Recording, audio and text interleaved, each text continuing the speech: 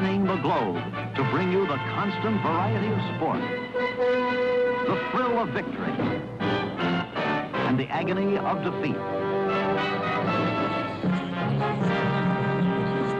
The human drama of athletic competition.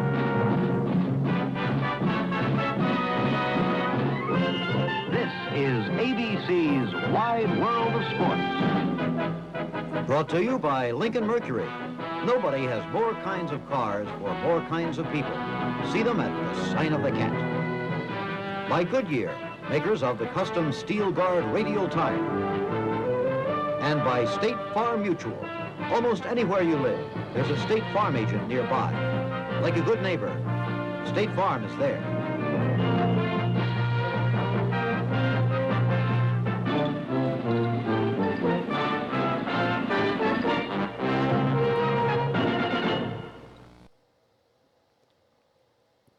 Well, good Thursday morning, friends. Mark Holmes here, of course, with my buddy Cowboy Joe Boo. What's up, Joe Boo?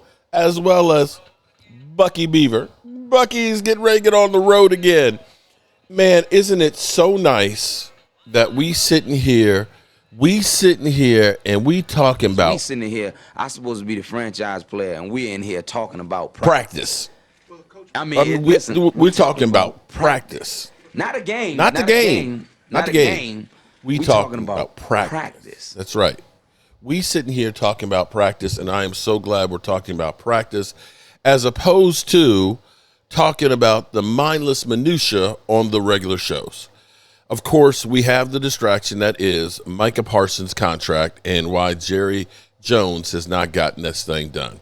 We know Jerry likes drama, and this is the same wash, rinse, repeat cycles that have been going on for years, so I guess we shouldn't expect anything different. No, Micah is not going to get traded like the rumors will be out there. Oh, Micah Parsons, it could be done in Dallas. When was the last time the Cowboys traded somebody in a contract dispute? I'll wait.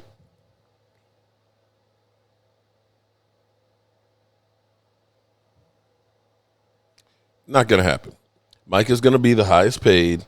We'll all go have a kumbaya moment, and he'll say, I'm going to be a Cowboy for life. And Jerry Jones, I've always overpaid for a lot of things in my life. Well, that's just because you're stupid. That's because you're stupid. And I'll give you an example because, see, I guess maybe because I'm poor, I find ways to save money. For example, I could have had the tree guy who cut down the tree right back here who wanted $1,800 to cut up the tree and take care of the brush and stuff, right?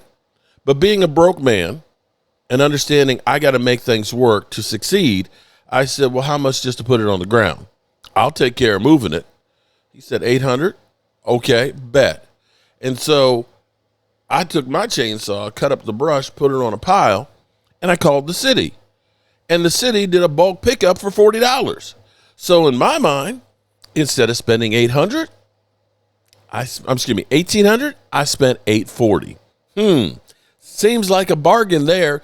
Instead of wasting, $960, I used my brain on how to save some money. Apparently, Jerry Jones's brain no longer works on saving money with contracts. He don't seem to mind overpaying a player, but yet they gonna all pay for lunch though. What? You getting a sandwich and a Coke? You paying monthly? What? Well, sorry, you had the opportunity to come in every day and eat. We're going to charge you for it. You're worried about making $10 million for tours. $10 million for tours, having people knock on the glass like the players are fish in a fishbowl. But yet you'll sit here and you'll waste money on contracts. And then you'll bitch about it. You'll bitch about how much money you spent. You know what? Here's the thing, Jerry. If it's not about winning Super Bowls, what you have to understand is all of the money you've spent has made you one of the richest owners, if not the richest owner. You're the richest and most wealthiest franchise. So the money you've spent, even when it's been a bust, all goes to the brand, which has made you wealthy. And you're bitching about, well, a couple $1 million I overpaid for this guy. Well, guess what? you're making it on the back end on your investment.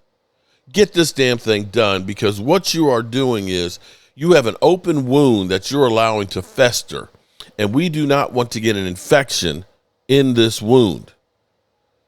We've got health at the moment on our side. We have excitement. We have players that are buying into the coach. The only thing, the dark cloud, is you, Jerry, and this damn contract.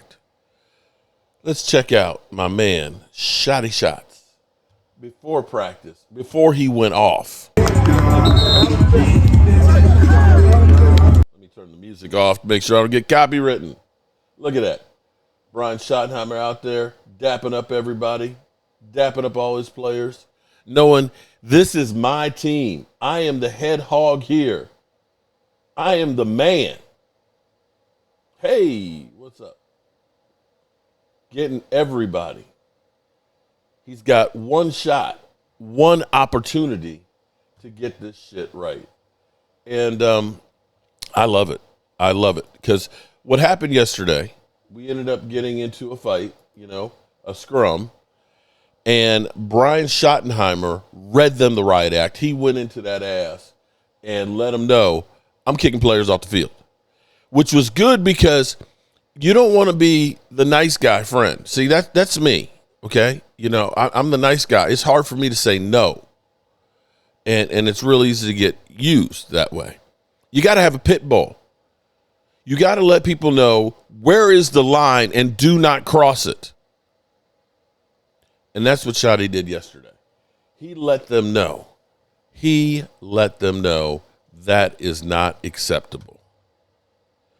And so here's what I like. Now, we don't know if they're going to be able to use this. They'll probably get fined.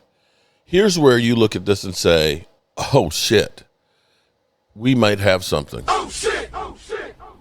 Right now, at least at the moment, everybody's still trying to poo-poo George Pickens to the Cowboys and telling us how much of a mistake it is. Yeah, well, I tell you what. When you look at Ceedee Lamb and George Pickens, it's like they have been friends growing up forever, okay? That's my dog, okay? They are literally calling themselves the Mario Brothers. And they are excited. You see George Pickens and his body language, and already how Dak, y'all need to be scared.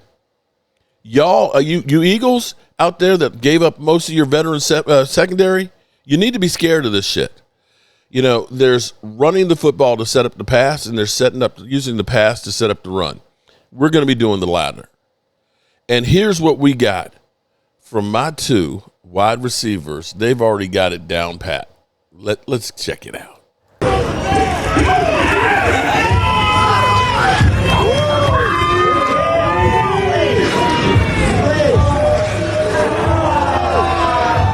I hope to see that on the field every week, a couple of times every week.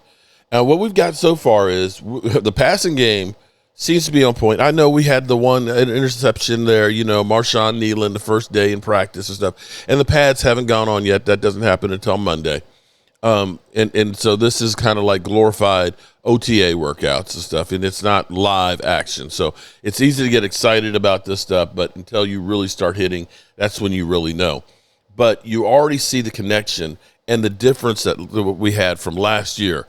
It was literally like a funeral going to training camp. Now, I'm going to be interested to see, do we have the numbers showing back up? Because some of those days, the stands were bare.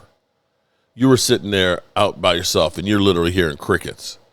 It'll be interesting to see how many fans show back up. Of course, it's another one of those cases where the Cowboys are penny pinching.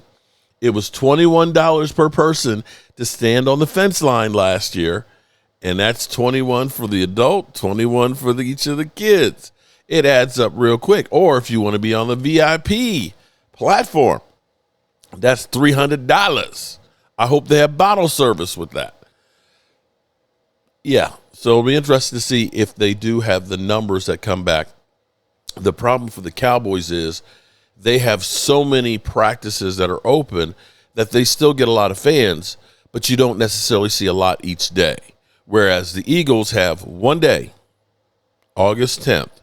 that they have practice and they have it at the stadium. And, of course, the stadium's full.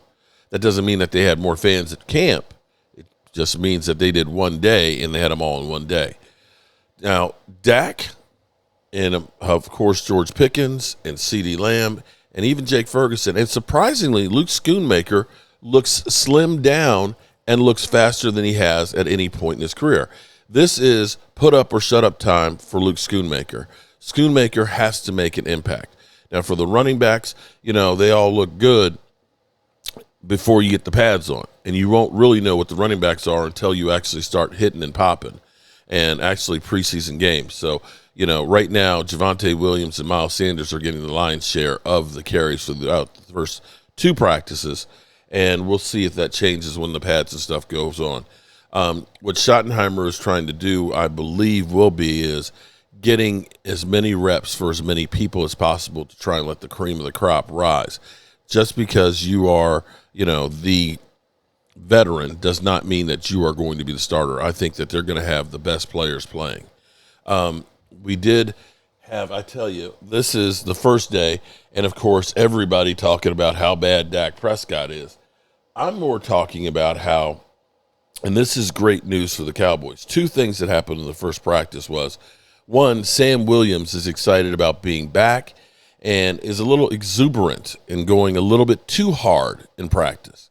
And two, is Marshawn Nealon looks like he's taking the second-year jump.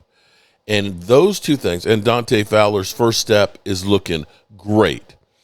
If those things all come to fruition and they carry through into the season and they are able to step up, that is the best news that you can have as far as the Cowboys go, because then once we get Micah Parsons whole and happy again, Micah Parsons becomes the wild card that you can move around all over the place. And the more that you can do that, the more that you can have him where the quarterback has to come up here and say, where's that guy? There he is. Protection. Get that guy before he gets me. The more you can have the quarterback have to come to the line of scrimmage and have to think and adjust, the better it's going to be for the defense. If Micah Parsons is over on that spot every single time, then I got to keep the tight end in, and the running back, you're going to check that double team over there, and you're going to make sure, before you go out on your route, that you chip him if he needs it. You know that every play, so you don't have to think about it. But if you got Micah who's over there, now he's at linebacker lined up in the one gap, ready to blitz, you're shitting your pants as a quarterback. You being able to move him around will be able to really get you. And it's apparent that the Dallas Cowboys, much like our former defensive coordinator, Dan Quinn, is going to be rushing the passer and wanting to put a lot of pressure on them, which is why Mozzie Smith, they've had him lose more weight again, and he's going to be playing 1 and 3 technique, both, but working on him being able to get upfield. So there you have it. All right, so now let's get on to Marshawn Nealon, who is being a bright spot right now. Let's check it out.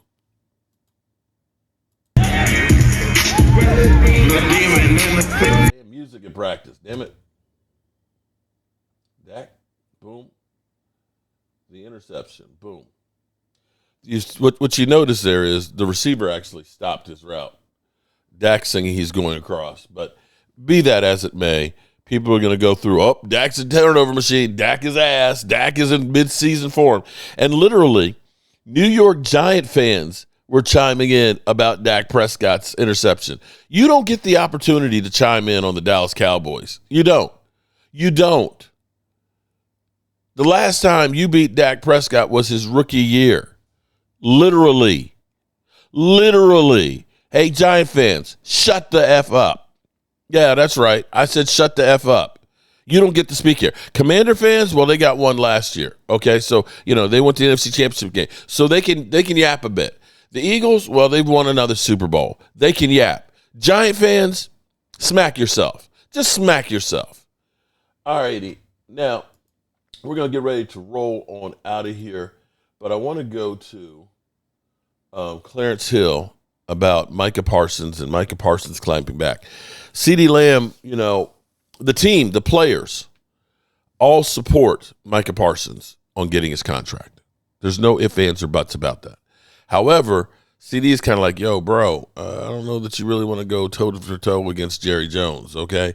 It reminds me, I think it was Coach Oshlin, who became the principal of my high school, who was talking about this old lady, in a parking lot trying to get this parking space. And he said that these young kids zoomed in and took the space from her. And he yelled out and said, "That's what you get when you're young and quick." And she took her Mercedes and bashed into the back of the car. And she said, "That's what you get when you're old and rich." And Jerry Jones, he gives no F's. For Jerry Jones, it's all about you bowing down to me and being right. So I don't know if that's going to be a battle that Mike is going to be able to win. It's, this is the reason why Dak lets his agents do the talking. Hey, I got good people to take care of it. Doesn't put his emotions into it.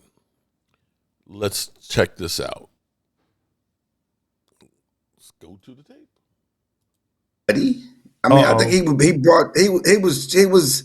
You said that you didn't. I understand you said you didn't like them there together, but I don't think it was Micah who needed a buddy to stand 10 toes down. He was there he was showing Trayvon how to handle his media and how to handle Jerry. I think Jerry's met his match in Micah. Jerry likes to use the media to manipulate the media to tell his side of the story. What Micah said, because I know my sources say that after the press conference on Monday, both decided, hey, we talking on Tuesday. They told the PR staff, we talking on Tuesday. They were not on the list to talk Tuesday. And when we talked to the PR staff on Tuesday morning, they said that Pickett's going to be at the podium. We got 4 or 5 other guys that are going to be out in the field that they've hand selected. Micah and Trayvon want one of them. And Micah said, let's go do this. Going rogue. Let's show Jerry how to use the media. I'm a media guy too. I think he's met his match at Micah. You told your side of the story. Now we're going to speak directly to the fans, to the media, and tell our side of the story. So we did need a partner. Which was brilliant. It was brilliant. And you said he looks good. He won this part of the process because he reiterated, I told my agent to call. A grown man got to be able to call. And he said, my agent has called and they have not reached back. And he called out Jerry being manhood about not taking care of business, not calling somebody. I'm not here for one man. I'm here for my teammates. Man, all of that was on the table. Micah was strong in his convictions of how this thing is played out. See, this is where I get a little bit confused. Captain coming out of you here? No. Captain. Here's where I get confused, and it's nothing. This is just like common sense mixed with logistics, mixed with adult rationale, right? Here we have this elephant in the room, huge elephant in the room on what this has to be. But you also have this thing where the two participants of this elephant-size conversation are within a football field from each other. Like Jerry's is in Oxnard, or was in Oxnard. Micah is in Oxnard. There's nothing that says that we just can't. David can get to California in a blink of an eye. If it needed to be that, Zoom calls can happen. Like, y'all can just go into one of those suites and knock this thing out. But instead, you want to sling mud and tongue wrestle in the media with each other, and you're staying on the same grounds. What are you doing? Is that not weird? No, it's not weird. It's not. Because, I've been watching these things happen, and they happen in training camp, and there will be conversations in training camp. To think that there won't be conversations while they're in training camp is being naive. They will talk in training camp. Who's going to talk? Who's going to talk? Jerry and the agent, they're going to talk. He just said yesterday after all these months that he hasn't talked to him. And deadlines make deals, and just like with Ceedee, like with Dak, the conversation will ramp up. The idea that they won't ramp up is not paying attention. That it always ramps up in training camp. Just because they haven't done it yet doesn't mean it won't happen. It always ramps up in training camp. But to me, it's like. But why do we have to have these headlines of this mudslinging back and forth between the ownership and your star player?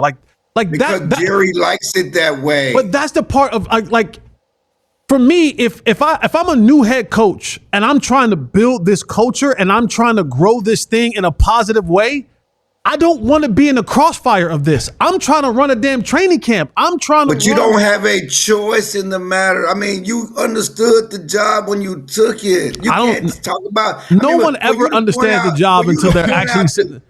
I keep hearing that. No one understands the job until they're actually sitting in it. Mike didn't know. My point is, for you to point out a new head coach, he's thankful he got a job. He's not gonna say, "Hey, Jerry, get this done because you making my job harder." That's who says that. He may not say it. Jerry, you're making my job harder, Jerry. He may not say it. Jerry does this every freaking year. Saying it to White Cotton or to Clayton Adams. And they all happen to have a job. Working for the Cowboys. They're all happy to have a job. Clarence, you did the Rich Eisen show before us. Did you give him good stuff?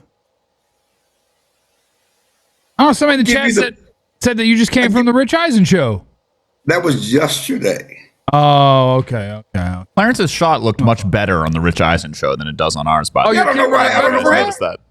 Your camera look better? It seemed like it's blurry today. You're right. I don't know if it's the lighting in the back, but it's the same. I'm in the same room. I'm in my Airbnb. Same show, same shot. Yeah. Same positioning. Try giving it a wipe. Give it one wipe. You got a shirt laying around. You could give it a one time, a once over. No. This is good. This ain't good content. Okay. Is that better? No, it's just blurry. No, it's just going to go ahead and end it right there with the contact there. FYI for Giant fans, Jackson Dart getting picked off in practice too. So shut up.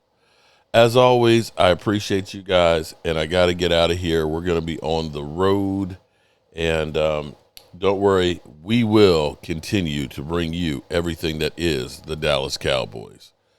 I can't stand it anymore. I've got to get out of here. I've got to get out of here. Calm down. Get a hold of yourself. Stewardess, please let me handle this. I've got to get Calm down. Now get back to your seat. I'll take care of this. Calm down. Calm down. Get a hold of yourself. Doctor, you're one on the phone. Everything's going to be all right. Please. Sister, please, I'll handle this.